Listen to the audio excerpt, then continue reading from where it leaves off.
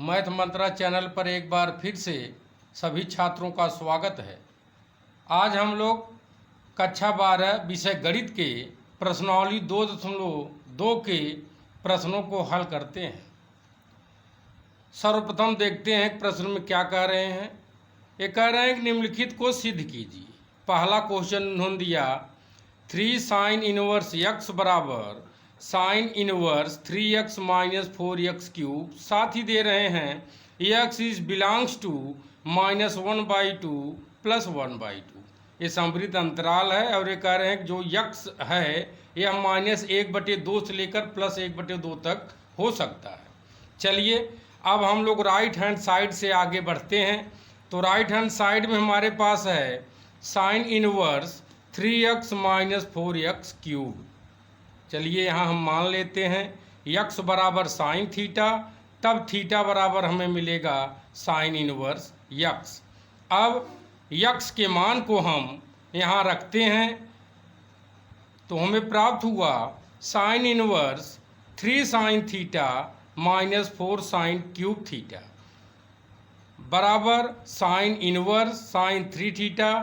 ये हमें यहाँ से प्राप्त हो रहा है क्योंकि हम जानते हैं। चलिए हम लिख लेते हैं कि चूंकि sine 3 theta is equal to 3 sine theta minus 4 sine cube theta, तो उसकी जगह हमने वैल्यू रख दिया। और हम जानते हैं साइन इनवर्स साइन थीटा बराबर क्या होता है, थीटा होता है। इसलिए हमको साइन इनवर्स साइन 3 थीटा बराबर मिला 3 थीटा। यहाँ पे लिखेंगे चूंकि साइन इनवर्स साइन x बराबर हमको क्या मिलता था, x मिलता था। तो उसी फार्मूले से यहाँ पर हमको मिल गया 3 थीटा। अब बराबर साइन 3 साइन इनवर्स x, चूंकि थीटा बराबर साइन इनवर्स x दिया गया है और यही हमारा लेफ्ट हैंड साइड है, यही हमको सिद्ध करना था। इसलिए हम लोगों ने राइट हैंड साइड से लेफ्ट हैंड साइड की ओर बढ़े और बढ़ने पर हमको प्राप्त हुआ 3 साइन इनवर्स x। अब हम लोग प्रश्न संख्या 2 की ओर आगे बढ़ते हैं। क्वेश्चन नंबर 2 में हमें मिल रहा है 3 cos इनवर्स x बराबर cos inverse 4x cube minus 3x where x is belongs to 1/2 to 1। तो यहाँ से हम देख रहे हैं कि जो x है इसका यह 1/2 से 1 तक हो सकता है, यानी कि 1/2 से लेकर 1 तक इसका कोई भी मान हो सकता है। अब हम लोग राइट हैंड साइड से आगे बढ़ते हैं। राइट हैंड साइड में दिया गया है cos इनवर्स ब्रैकेट में 4x क्यूब माइनस 3x। चलिए यहाँ हम मान लेते हैं x बराबर cos थीटा, इसलिए थीटा बराबर क्या मिलेगा, cos इनवर्स x मिलेगा। क्योंकि जैसे ही cos को हम उस साइड में ले जाएंगे cos आपका इनवर्स में बदल जाता है। अब cos inverse 4 cos cube theta minus 3 cos theta, cos inverse cos 3 theta. क्योंकि हम जानते हैं, चलिए यहाँ लिखते हैं हम, चूंकि cos 3 theta is equal to 4 cos cube theta minus 3 cos theta. अब cos इनवर्स cos 3 थीटा बराबर हमें क्या प्राप्त हुआ, 3 थीटा प्राप्त हुआ।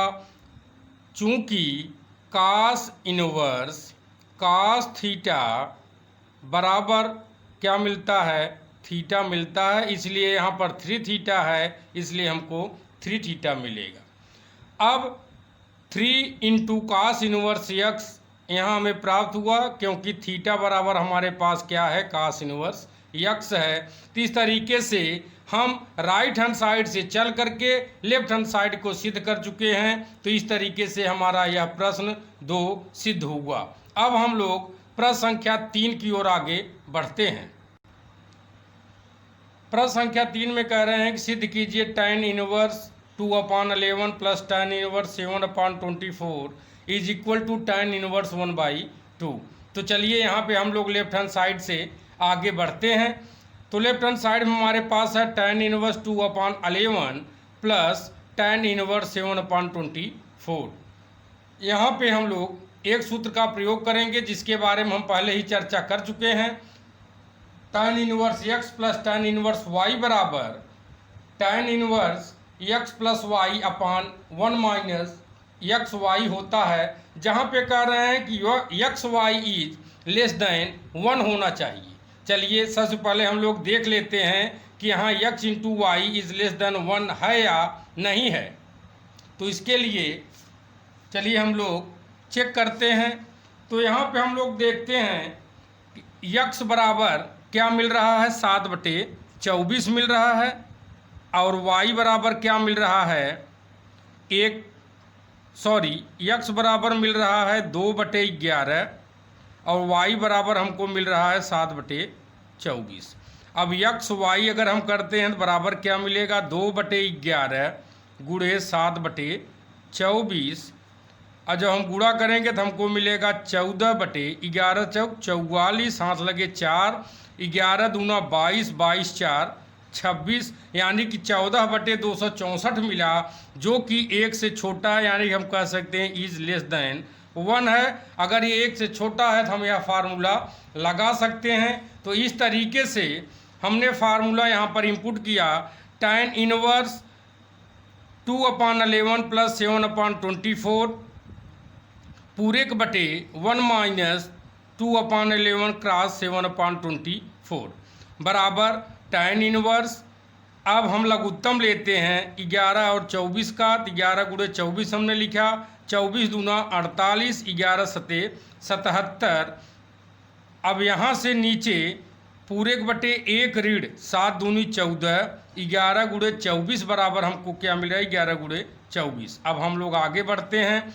tan इनवर्स, तो यहाँ पे अगर हम जोड़ते हैं 8 7 15, हाथ लगे 1, 7 4 11 1 12, जबकि 11 का गुणा 24 में करते हैं तो हमें मिलता है 264।